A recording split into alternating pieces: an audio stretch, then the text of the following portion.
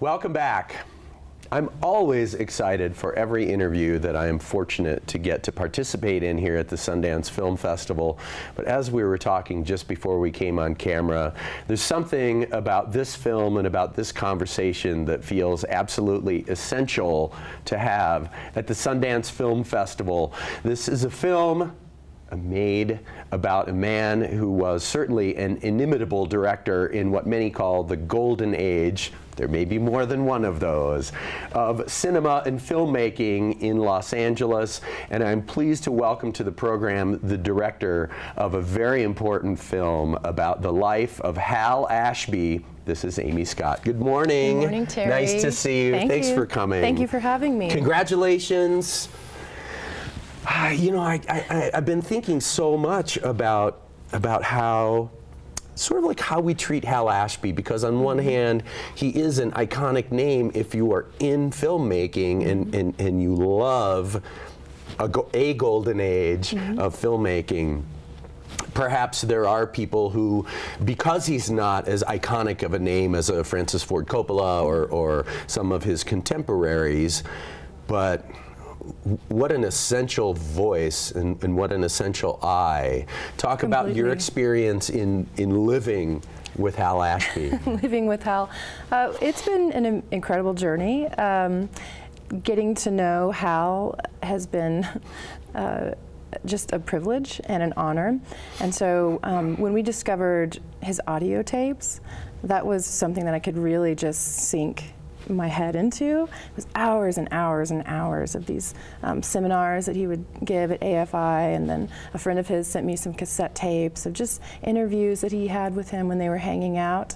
And Hal was always just so charming and irreverent, and had these wonderful he just spoke in really poetic quips about life and philosophy and philosophy of art and film. So it was incredible to get to know him. It's obviously I didn't get to meet him in person, but I feel like I really do know him now. One of the wonderful things to me about documentary filmmaking is that we take what in many cases, and especially because we're looking rearward into history at someone who is no longer with us, that sort of like the story is written. The story gets written, it gets boiled down, and it becomes a headline or a log line or something like that. And I have to imagine that of course, the flip side of, I'm thinking of the reverent words that Warren Beatty used to describe Hal Ashby, and I feel it as I'm referring to it. But there's never the story accurately written in any of those short moments. Talk about having the opportunity to sort of retell and expand the story of this artist, and especially in a modern age when we say, you know, we need to not just appreciate Hal Ashby, but also what he stood for. Yeah, for sure. He, like you said, there's different versions of the story. And there was one version that I didn't particularly agree with, and that was that he was a drug casualty and he sort of fell off, fell out of making films in the 80s, and that's just inaccurate. That's not true. And so I really did sort of want to examine. He made an incredible string of films, and so you really can't do that unless you're kind of a genius. So, and you don't, you can't just be a genius and then disappear. That's just, it doesn't happen like that. And so there's a bigger picture. The studios changed, the landscape changed. He wasn't afforded the same latitudes that he was in the 70s when directors could be really free and make these very process-oriented films. Don't come to the set, right? Yeah, right? exactly. Studio guys don't. Exactly, yeah. And that all changed, when things became more tentpole, more corporate. And as with every story, there's a lot of parts to the story. So wasn't just the studio guys, but he wasn't a drug casualty. That's not what happened. So yes, we are trying to kind of tell a very reverent but a human side of what Hal stood for. Filmmaking is a visual medium. That being said, when you refer to the audio tapes, it occurs to me that you have a really wonderful opportunity, but also a challenge, because this is a filmmaker not an actor. It's not like you take these shots of a soliloquy from Harold and Maude. No, he was behind the camera. He was a filmmaker. Talk about how you balance making in a visual medium. Sure. Well, Hal was not a flashy guy.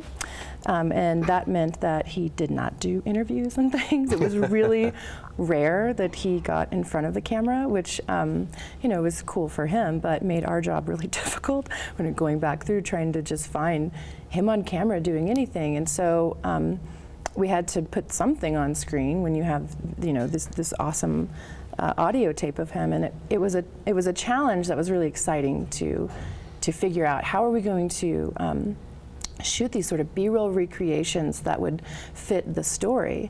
And so we found an edit bay. There's an artist in Los Angeles that collects vintage editing equipment. And so she's an incredible woman, and her studio was just filled with the exact same edit machines that Hal Ashby used. Everything was exactly the same. So, okay, we'll shoot this as if we're in there with Hal, and when we're really in the process, tight in editing all the roles. And so I felt like that became our cinematic language to tell the story. And at heart, Hal Ashby was an editor. Yes. Indeed. He was. We have a clip. Okay. Thank you so much for Wonderful. allowing us Thank you, to look Terry. at Hal. Let's see. Well, there is the great Warren Beatty, and exactly the clip that I watched. That every time there's a little you chunk. get it in your heart. Yeah, it's really beautiful. So here we are. It's Sundance 2018, and Sundance is, I think, and this is an homage to John Cooper and Trevor Groth and the entire organization, that they are being inclusive and flexible in as we talked, including episodic storytelling and including new studios, and we must really now include Netflix and Amazon and many other organizations in filmmaking and storytelling. But at its heart, the Sundance Film Festival is Hal Ashby, is Yes. Robert Redford. We discussed, we Yes. don't know if they worked together, nothing obvious, but I'm sure they hung out together. they must have hung Maybe some out. hot tub time, I bet. That's an evocative image, Yeah. isn't it? It's just great. Completely. Talk about the kinds of conversations you're having here, and talk about I'm sure that I have an emotional connection, and I was just a young boy when Hal Ashby was in his prime. Talk about the experience you're having here. Oh my goodness, this is the experience of a lifetime.